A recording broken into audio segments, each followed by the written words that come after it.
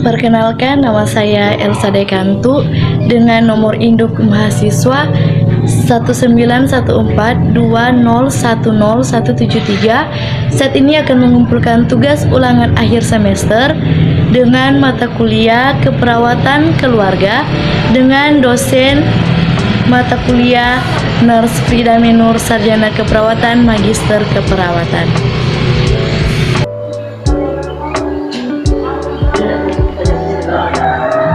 Terima kasih atas kesempatan yang sudah diberikan. Saat ini saya akan melakukan penyuluhan tentang hipertensi.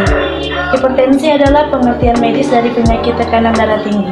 Kondisi ini dapat menyebabkan berbagai macam komplikasi kesehatan yang membahayakan nyawa jika dibiarkan.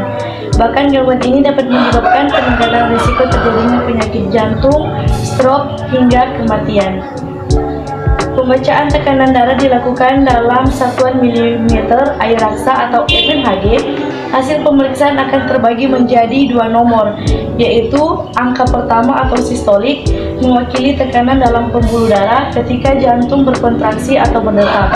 Angka kedua atau diastolik mewakili tekanan di dalam pembuluh darah ketika jantung beristirahat di antara detakannya. Penyebab hipertensi yang pertama, hipertensi primer. Seringkali penyebab terjadinya hipertensi pada kebanyakan orang dewasa tidak dapat diidentifikasi. Hipertensi primer cenderung berkembang secara bertahap selama bertahun-tahun yang akhirnya semakin parah jika tidak dilakukan penanganannya. Yang kedua, hipertensi sekunder. Beberapa orang memiliki tekanan darah tinggi karena alami kondisi kesehatan yang mendasarinya. Hipertensi jenis ini cenderung terjadi secara tiba-tiba dan menyebabkan tekanan darah lebih tinggi dibandingkan hipertensi primer. Berbagai kondisi yang menyebabkan hipertensi sekunder antara lain obstruksi sleep apnea atau OSA, masalah ginjal, tumor kelenjar adrenal, masalah tiroid, cacat bawaan di pembuluh darah, obat-obatan seperti pil KB, obat flu, dekongestan, atau penghilang rasa sakit yang dijual bebas, dan obat-obat terlarang. Faktor resiko hipertensi.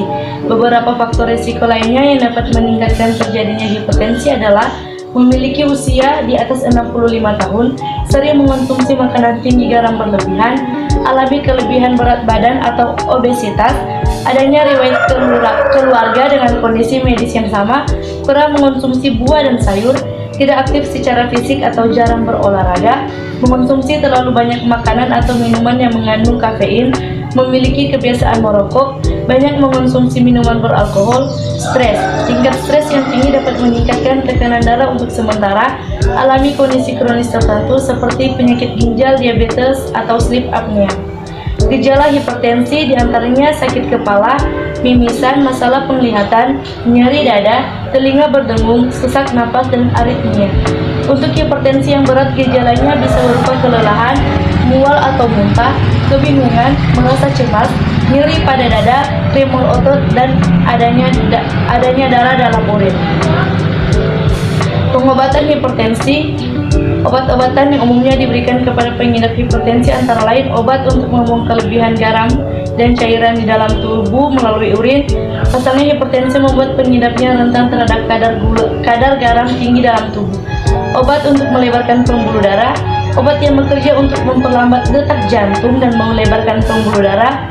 Obat penurun tekanan darah yang berfungsi untuk membuat dinding pembuluh darah lebih refleks.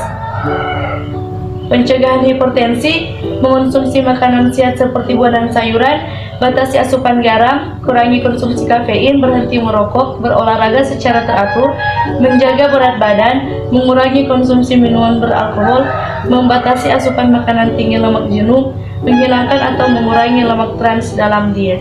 Demikian presentasi saya melalui hipertensi. Diucapkan terima kasih. Halo teman-teman, bagi teman-teman yang ingin melanjutkan pendidikan, kami Universitas Pembangunan Indonesia di Manado sekarang telah membuka pendaftaran bagi siapa yang akan melanjutkan pendidikan strata 1 atau sarjana.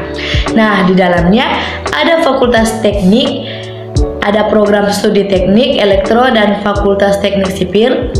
Ada juga fakultas pertanian dengan program studi agribisnis, Fakultas Ilmu Sosial dan Ilmu Politik dengan program studi Ilmu Politik, Fakultas Hukum dengan program studi Ilmu Hukum, Fakultas Sastra dengan program studi Sastra Inggris. Nah, kemudian ada Fakultas Keperawatan. Di dalamnya ada program studi Ilmu Keperawatan dan juga profesi nurse. Ayo teman-teman, tunggu apa lagi? Mari bergabung bersama kami di Universitas Pembangunan Indonesia di Manado. Terima kasih.